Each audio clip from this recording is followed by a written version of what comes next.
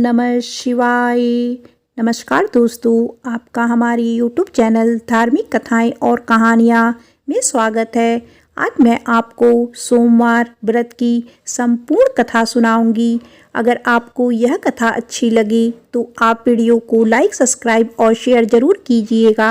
आइए सुनते हैं सोमवार व्रत की संपूर्ण कथा। एक साहूकार बहुत अमीर था।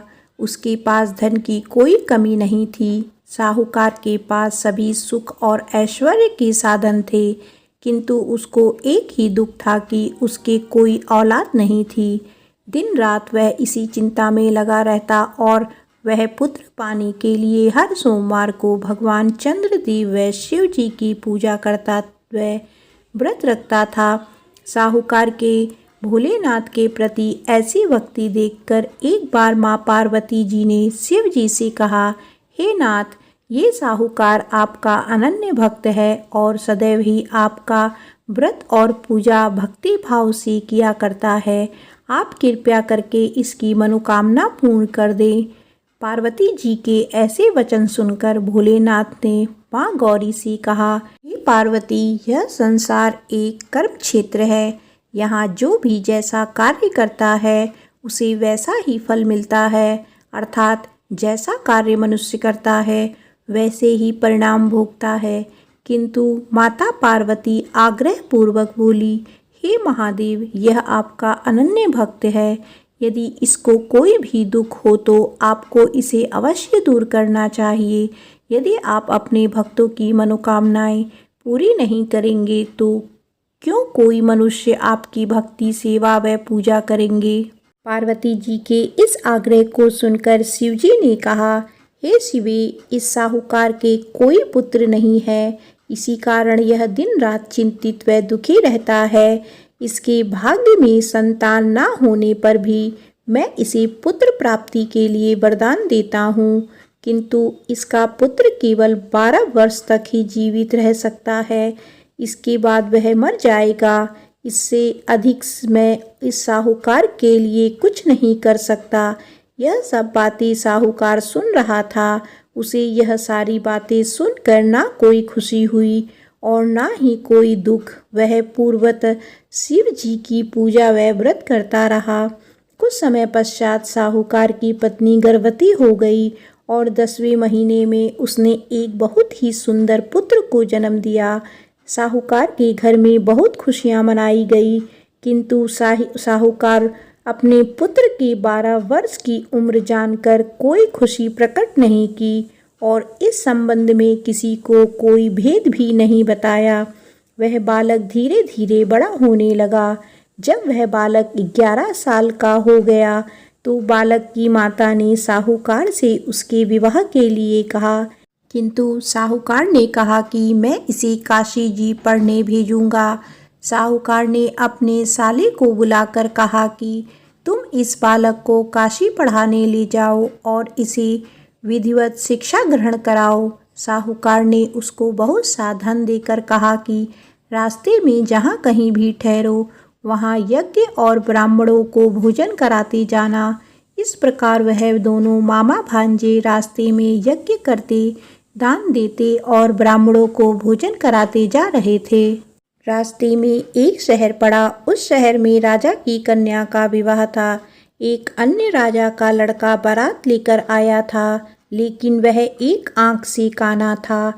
लड़के के पिता को इस बात की चिंता थी कि वर को देखकर कन्या के माता पिता विवाह में किसी प्रकार की अड़चन न डाले। इसी कारण जब उन्होंने साहूकार के अति सुंदर बेटे को देखा तो उसके मन में विचार आया कि क्यों ना इस लड़के से विवाह का कार्य पूर्ण करा लिया जाए। यह विचार कर उसने लड़के और उसके मामा से कहा कि यदि आप फेरी व कन्यादान का कार्य पूर्ण करा देंगे तो आपकी बड़ी कृपा होगी और हम आपको बहुत सारा धन देंगे। साहूकार के लड़के और उसके मामा ने इस बात को स्वीकार कर लिया। विवाह का काम भली प्रकार से पूरा हो गया। जब वह लड़का जाने लगा तो उसने चुपके से राजकुमारी की चुनरी पर लिख दिया कि तेरा विवाह मेरे साथ हुआ है, लेकिन जिसके साथ तुझे भेजा जाएगा वह एक काना है मैं काशी जी को जा रहा हूँ। राजकुमारी ने जब इस प्रकार लिखा पाया तो उसने कान्हे राजकुमार के साथ जाने से इनकार कर दिया और कहा, यह मेरा पति नहीं है। मेरा विवाह जिसके साथ हुआ है वह काशी जी गया है। राजकुमारी के पिता ने यह सब बात जब सुना तो उसने अपनी कन्या को विदा करने से इनकार कर दिया। बारात वापस चली गई। उधर साहूकार का लड़का और उसका मामा काशी जी पहुँचे, जहाँ लड़के ने पढ़ना शुरू किया तथा अपना अतिरिक्त समय मामा भांजे यज्ञ आदि दान में व्यतीत करने लगे। इस प्रकार कई महीने बीत गए। जब लड़का 12 साल का हुआ तो उस दिन लड़के के मामा ने यज्ञ का आयोजन कर रखा था। अचानक ही लड़के की तबीयत खराब हो गई। लड़के के मामा ने कहा कि अंदर जाकर सो जाओ। लड़का अंदर जाकर सो गया। थोड़ी देर पश्चात लड़का मर गया। जब लड़के के मामा ने देखा कि वह मर गया है तो वह बहुत दुखी हुआ। उसने सोचा कि पहले यज्ञ पूरा कर लूं तब कुछ सोचूंगा। लड़के के मामा ने यज्ञ पूरा किया और फिर रोना आरंभ कर दिया। वह बहुत जोर जोर से रो रहा था। संयोगवश शिवजी और पार्वती जी उधर से जा रहे थे। पार्वती जी ने भगवान भोलेनाथ से कहा, हे नाथ, कोई दुखी व्यक्ति रो रहा है, उसके कष्टों को दूर करो। तब शिवजी और पार्वती जी वहां पहुँचे। उन्होंने वहां देखा कि वहां एक लड़का मरा हुआ पड़ा है। तब पार्वती जी ने देखते ही लड़के को पहचान लिया। पार्वती जी ने लड़के के मरने का कारण पूछा तो भोलेनाथ ने बताया, हे गौरी, इस लड़के की आयु इतनी ही थी, ये अपनी आयु पूरी कर चुका है। पार्वती जी ने विनम्रता पूर्वक कहा, महाराज, कृपया करके आप इस लड़के को जीवित कर दीजिए, नहीं तो इसके माता पिता इसके वियोग में तड़प तड़प कर अपनी जान दे देंगे। माता पार्वती की बात सुनकर शिवजी ने लड़के को पुनः जीवित कर दिया। शिवजी की कृपा से लड़का जीवित हो गया। शिव शंकर व पार्वती जी धाम चले गए। शिक्षा पूरी होने पर लड़का और उसका मामा पहले की तरह यज्ञ करते, ब्राह्मणों को भोजन तथा दक्षिणा देते हुए अपने घर की ओर चल दिए। रास्ते में दोनों उसी शहर में आए जहां पर उस लड़के की शादी हुई थी। वहां पहुंचकर दोनों ने यज्ञ करना शुरू कर दिया। जब वे दोनों यज्ञ कर रहे थे तो उस लड़के के ससुर यानी वहां के राजा ने, जो उधर से घोड़े पर बैठकर अपने सेवकों के साथ जा रहा था, ने लड़के को पहचान लिया। राजा ने महल में ले जाकर दोनों की खूब सेवा की। कुछ समय बाद राजा के महल में रहने के बाद लड़के ने राजा से जाने की आज्ञा ली। राजा ने अपनी लड़की को लड़के के साथ विदा किया और साथ में बहुत सारा धन व दास दासियां भी भेज दी। जब वे अपने शहर में आए तो लड़के के मामा ने कहा, पहले मैं तुम्हारे माता पिता को तुम्हारे आने की खबर सुना आता हूँ, तब तक तुम पत्नी सहित यहाँ आराम करो। ऐसा कहकर लड़के का मामा साहूकार को अपने पुत्र के आने की खबर देने चला गया। घर आकर उसने देखा कि उसकी बहन और बहनोई छत पर बैठे हुए हैं। उन्होंने यह प्रण कर रखा है कि यदि उनका बेटा जीवित लौट आया तो वह छत से नीचे उतर आएंगे, नहीं तो छत से कूदकर अपने प्राण त्याग देंगे। इसके लड़के के मामा ने जब यह समाचार उन्हें सुनाया कि उनका लड़का जीवित लौट आया है तो उन्हें विश्वास नहीं हुआ। तब लड़के के मामा ने शपथ खाकर कहा कि आपका पुत्र अपनी स्त्री और बहुत से धन और दास दासियों सहित घर आया है। तब साहूकार और उसकी पत्नी छत से नीचे उतर आए तथा प्रसन्नता के साथ अपने बेटे और बहू का स्वागत किया। सभी प्रसन्नता के साथ रहने लगे। इस प्रकार भक्ति भाव से जो भी प्राणी सोमवार के व्रत का पालन करता है तथा प्रेम पूर्वक इस कथा को सुनता या पढ़ता है तो उसके सभी कष्ट दूर होते हैं, सभी मनोकामनाएं पूर्ण होती हैं और इस लोक में सभी सुख सुविधाओं को भोगकर अंत में उसे शिवलोक की प्राप्ति होती है। इस प्रकार सोमवार के व्रत को 16 सोमवार तक करें, फिर उद्यापन करें। इस व्रत के प्रभाव से मानव को सभी प्रकार के सुखों की प्राप्ति होती है। बोलो उमापति शंकर भगवान की जय, माता पार्वती की जय। आइए सुनते हैं 16 सोमवार व्रत कथा। भगवान शिव अपनी पत्नी पार्वती के साथ एक बार घूमते हुए धरती के अमरावती शहर पहुँचे। वहाँ शिव जी का एक बड़ा सा मंदिर राजा ने बनवाया था। शिव पार्वती दोनों को वह मंदिर पसंद आया, इसीलिए दोनों वहीं रहने लगे। कुछ दिनों बाद माँ पार्वती ने भोलेनाथ से कहा, प्रभु मुझे चौसर खेलने की इच्छा है। भगवान ने सारा इंतजाम किया और दोनों आराम से चौसर खेलने लगे। तभी वहाँ मंदिर के पुजारी आ गए। पुजारी को आता देख माँ पार्वती ने पूछा, आप बताइए हम दोनों में से कौन यह खेल जीतेगा। जवाब में उन्होंने कहा, महादेव ही जीतेंगे। जैसे ही चौसर का खेल खत्म होने लगा तो पार्वती माँ जीत गई। माता पार्वती ने पुजारी की बात गलत साबित होने पर उन्हें झूठ बोलने की सजा के रूप में श्राप देकर कोढ़ी बना दिया। फिर पार्वती शिव के साथ कैलाश लौट गई। अब लोग उस कोढ़ी पुजारी से दूर भागने लगे। राजा ने भी उसे मंदिर के कार्य से मुक्त करके किसी दूसरे ब्राह्मण को मंदिर का पुजारी नियुक्त कर दिया। कोढ़ी पुजारी भी उसी मंदिर के बाहर बैठकर अपने लिए भिक्षा मांगने लगा। कुछ दिनों बाद उस मंदिर में स्वर्ग से अप्सराएं आईं।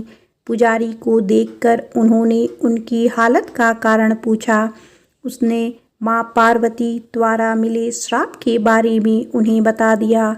सारी बातें जानने के बाद अप्सराओं ने पुजारी को पूरे 16 सोमवार तक विधिवत व्रत रखने के लिए कहा। पुजारी को इस पूजा की विधि नहीं पता थी, तो उसने अप्सराओं से इसके बारे में पूछा। उन्होंने बताया कि हर सोमवार को सूर्य उदय से पहले उठना होगा। फिर नहाकर साफ कपड़े पहनने के बाद गेहूं के आटे से 3 अंग बनाना। उसके बाद घी से दीपक जलाते हुए गुड़, बेलपत्र, अक्षत, नैवेद्य, फूल, चंदन, जनेऊ लेकर संध्या के समय सूर्यास्त से पहले प्रदोष काल में भोले बाबा की पूजा करना। पूजा करने के बाद एक अंग शिव शंभू को अर्पण करना और एक खुद ग्रहण करना। उसके बाद बचे हुए अंग को आसपास के लोगों में प्रसाद के रूप में बांट देना। इस तरह पूरे 16 सोमवार करने के बाद 17वें सोमवार को आटा लेकर उसकी बाटी बनाना। फिर उसमें घी के साथ गुड़ डालकर चूरमा तैयार करना। इसका शिव जी को भोग लगाकर इसे आसपास मौजूद सभी लोगों को प्रसाद के रूप में बांटना। इस तरह से व्रत करने से भगवान शिव तुम पर प्रसन्न होकर कोढ़ की समस्या दूर कर देंगे। ये सारी बातें बताकर सभी अप्सराएं स्वर्ग लौट गई। उनके लौटने के बाद पुजारी ने हर सोमवार को विधिवत व्रत और पूजन किया। 16 सोमवार पूरा करने के बाद 17वें सोमवार को सबको प्रसाद बांटते ही उसके कोढ़ की समस्या दूर हो गई। पुजारी के ठीक होने पर राजा ने दोबारा उस मंदिर में पूजा पाठ करने का जिम्मा उसे सौंप दिया।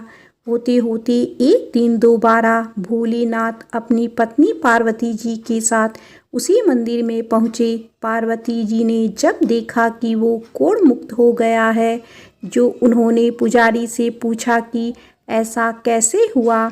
जवाब में पंडित ने उन्हें 16 सोमवार व्रत करने की अपनी कथा के बारे में बताया। पुजारी की बात सुनकर माँ पार्वती काफ़ी खुश हुई। उन्होंने भी 16 सोमवार व्रत रखने की ठान ली।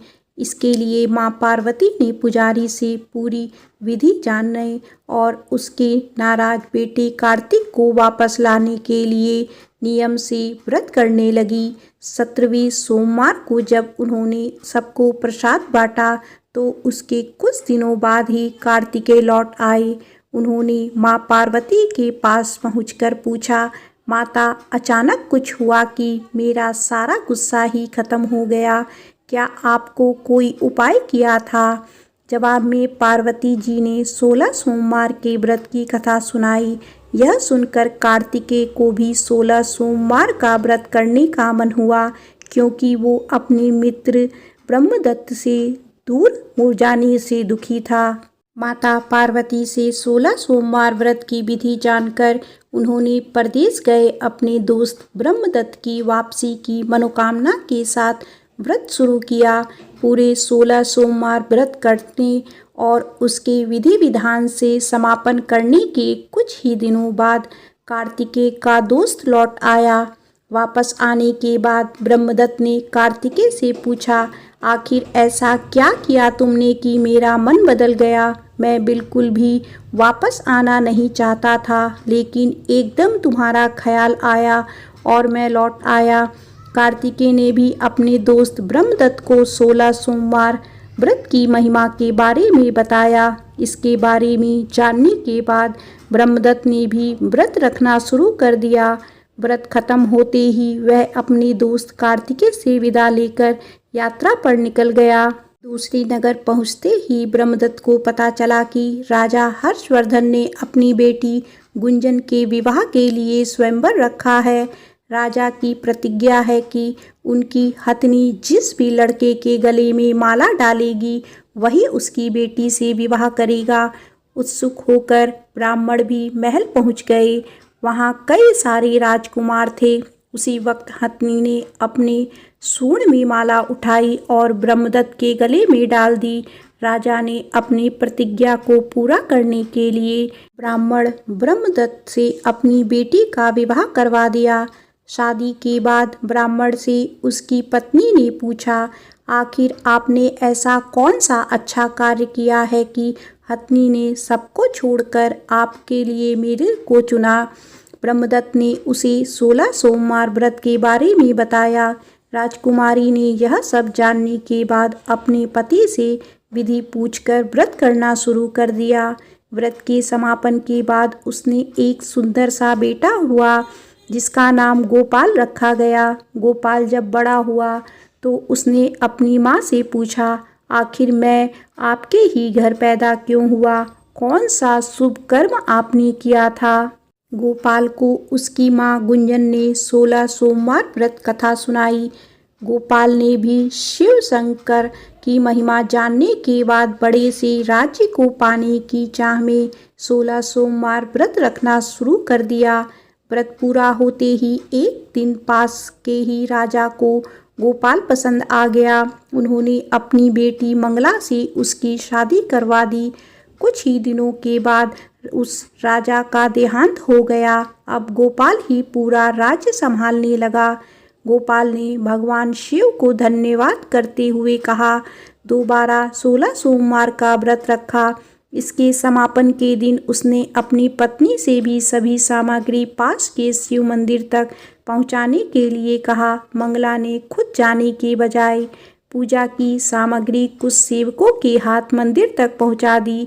उसी दौरान आकाशवाणी हुई, राजन, तुम्हारी पत्नी ने 16 सोमवार व्रत का आदर सम्मान नहीं किया। अब तुम उसे अपने महल से तुरंत निकाल दो, वरना तुम्हारा सब कुछ खत्म हो जाएगा।